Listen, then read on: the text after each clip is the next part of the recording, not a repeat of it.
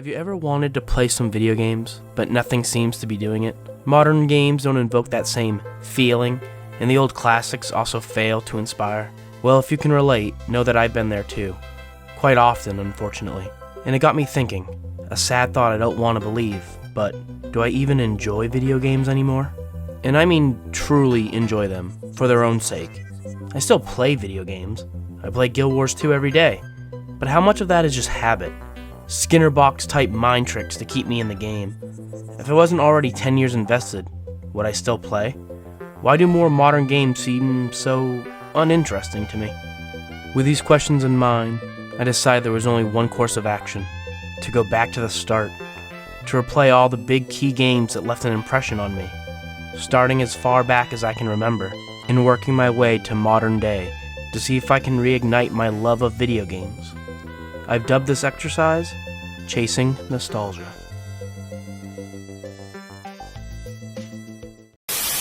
Thy quest is to crush Death Adder's evil henchmen. Seek wisdom from your Sega hotline and face thy destiny. Golden Axe, 'tis mighty serious fun. The Sega Genesis. I personally didn't own one till much later, when the N64 and Dreamcast were out. As I've explained before, I grew up on Nintendo. But when I was about 6 or 7, my family moved to a new town, the town that I would spend most of my younger years. It was around this time where I met my first of my 2 childhood friends. He was my neighbor, and I still remember our mothers forcing us to introduce each other. His name is Nick, aka Nicky B. He happened to have both a Super Nintendo and a Sega Genesis. His house would be where all our childhood friends would hang out. There was usually always at least one other friend besides Nick there. It was the place to be. Many of the upcoming Sega games, among many other games in the future, were probably played at his house with his Sega. And one game I remember very fondly was Golden Axe. Now Golden Axe kicks ass. Sega had many arcade hits that they would port to their home console, that being the Genesis. Now I never played the Golden Axe arcade game, but the classic home port is extremely nostalgic to me. So choose your weapon and let's go.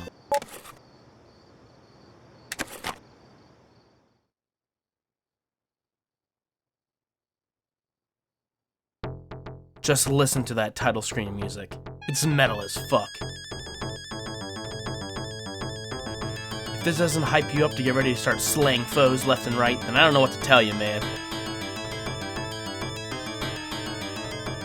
So when the game starts, you get this character selection screen, and I just have to say, it looks like the cover art for some metal band album. It's awesome. So, you have 3 characters you can choose from. You have a dwarf named Gilius Thunderhead, a human barbarian named Axe Battler, yes, that's his real Christian name, and the Amazon Tyrus Flare. Now, when I was a kid, I would have had no interest in playing as the girl, but I was but a foolish boy then. Years later, I've grown into a man, and after things like Buffy the Vampire Slayer and Xena Warrior Princess, I'm all about strong women who can hurt me effortlessly. That shit's hot. She also has the most powerful magics, so she's a triple threat. Strong, smart, and sexy. But I went with the dwarf. The beard is just too good to pass up. So we begin at level 1.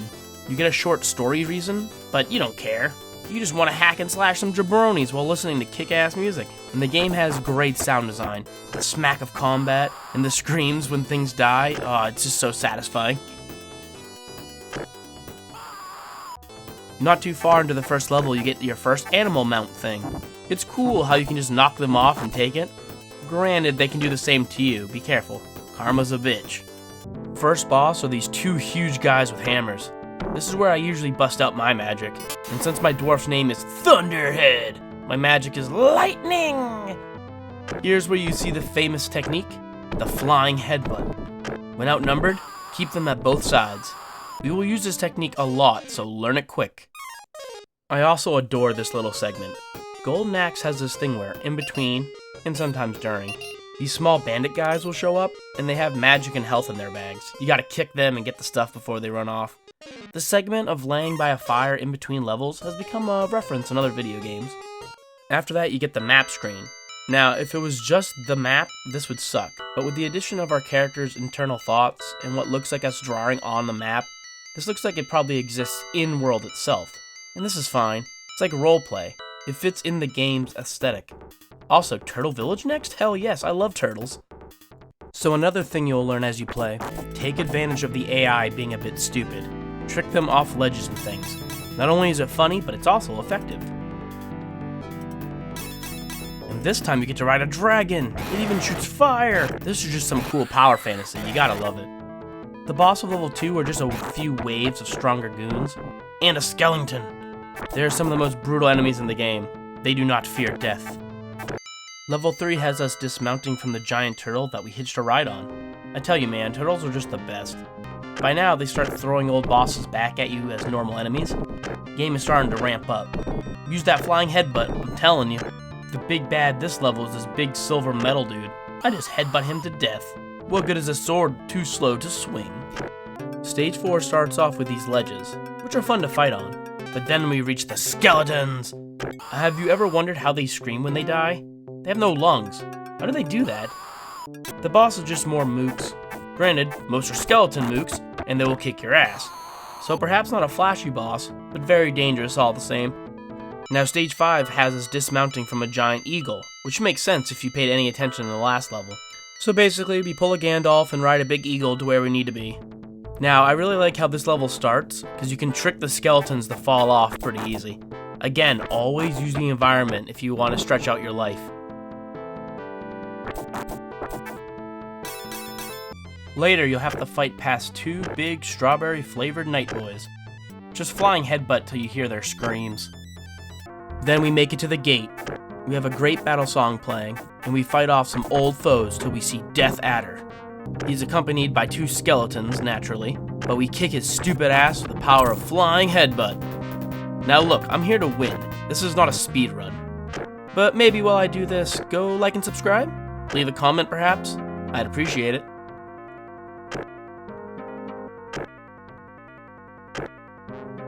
He is vanquished, and we save the royal family. But then find out Death Adder was just a simple puppet, and we have one more stage.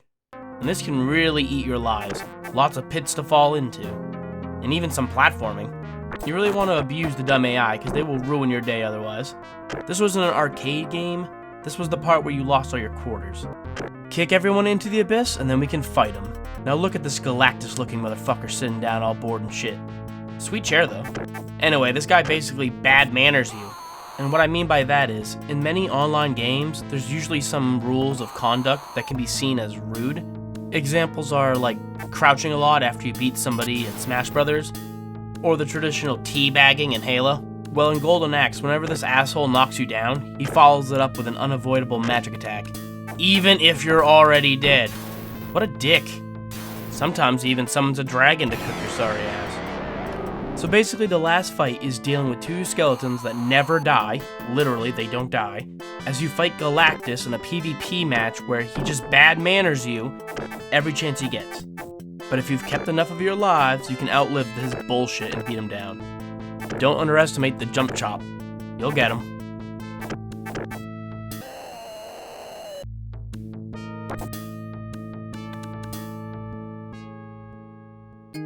Then you get a simple wrap-up, and then you get to see the credits. Golden Axe also does that thing where we see all the NPC names. I need a term for this. Going forward, I will just refer to this as NPC credits. Anyway, we get to see everyone's name, but also height and weight for some reason? Odd things to add. Except why is this guy's weight question mark? He's strong, dark, and mysterious. Ooh. And after that, we get the creator credits. I like how we get this little animation of smacking the names onto the screen. Simple but fun.